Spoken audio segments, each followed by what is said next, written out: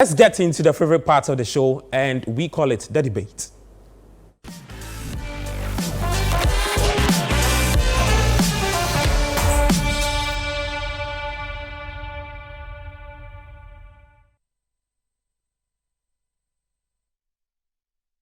All right, so there's a lot of chatter to do, and the man to talk about is RUBEN AMORIM, the Portuguese golfer who's been appointed as United's next boss. Yeah, United's next boss. And the question we are asking is that, is he the right fit for Manchester United? A lot of stories about him being tagged as a Jose Mourinho protege, blah, blah, blah. Plenty stories that says, we'll see. Maybe next, just so we don't come and sit here next year and then we are calling for RUBEN AMORIM to be sacked again.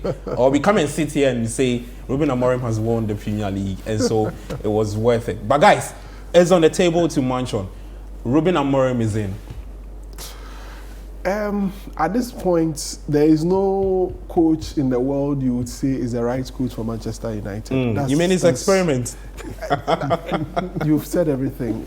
Can I end? No, you can't end. At this point, it's just try your luck. Yeah. Come in, if you're a coach, just come and try your luck. If it picks, thank God. If it doesn't pick, you go, then the next person comes. But definitely. But given, not to cut you, yeah. He's a young manager, given his pedigree, what he's done with Sporting. Yeah. Being tagged as somebody, maybe a follower of Jose Mourinho, like what we do, we have with Pep. Pep has a lot of followers. If you want to talk about Vincent Kompany, Enzo Maresca, Mikel Arteta, other managers who are, we don't know yet. But this is another manager who is also in that line of Jose. Yeah. Well, like I said, we said Ten Hag worked with Pep. Some call him Jumia Pep. That's how some people call Ten Hag. You see, that's like I've said. You can't say that this is the right manager or not the right manager for Man United. All you need is a coach coming in and then, laying down his marker, having that conviction to be able to play the football that he wants to play. Now he's not even being referred to as a manager. He's being referred to as a coach. Because of a restructure that has happened at United, because now there's a lot of football people making the decisions. There's a technical director, there's a sporting director, there's a head of whole lot of people. There's a structure that would have to so follow. his is to focus on coaching and then on the training grounds and on the pitch. No veto on transfers like other managers have had. So definitely we want to see how he fares under this structure.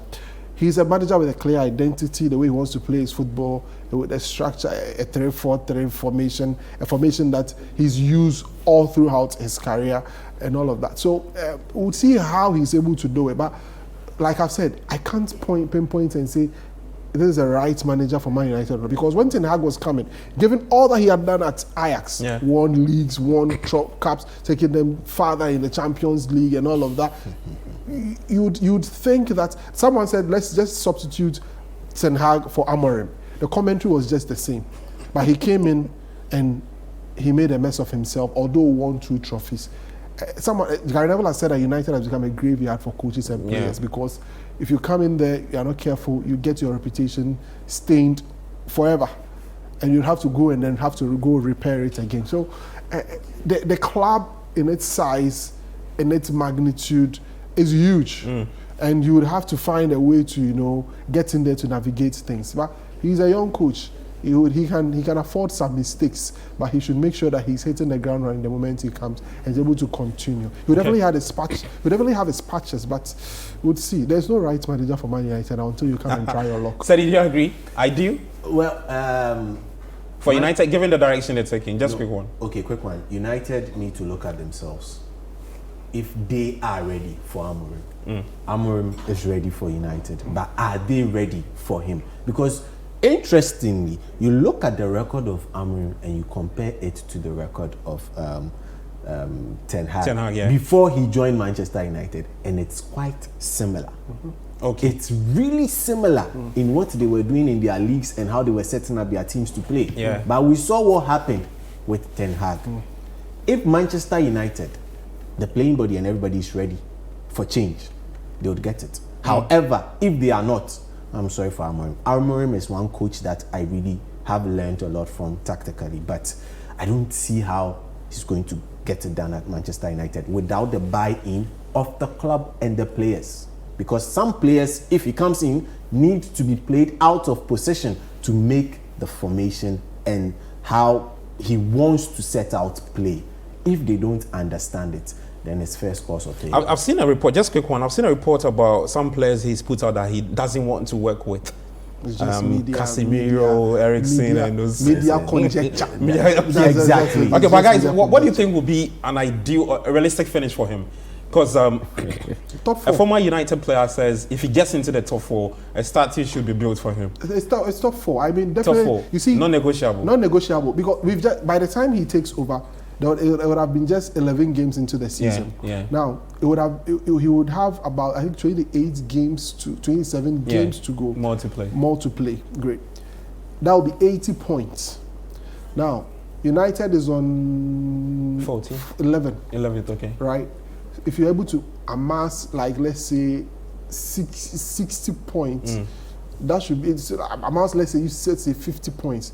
That would be like 71. Yeah. If you're able to get some few you draws, want to calculate I mean, more. pushing 75 points usually. 75. Yeah, 75 points usually gets you to top 4. Yeah. Usually gets you to top 4. So he should be able to, come in and then hit the ground running. He would. I don't want us to start making excuses, because we've seen coaches come in, hit the ground running, because the quality of squad there.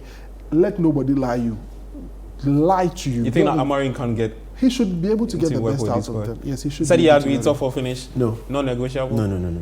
He won't get it. No, they will not. Listen. Amorim is different from Slot. Let's get that right. Amorim is different from Slot. No, because you want him to hit the ground running. He won't hit the ground running. Oh, so what? You think what?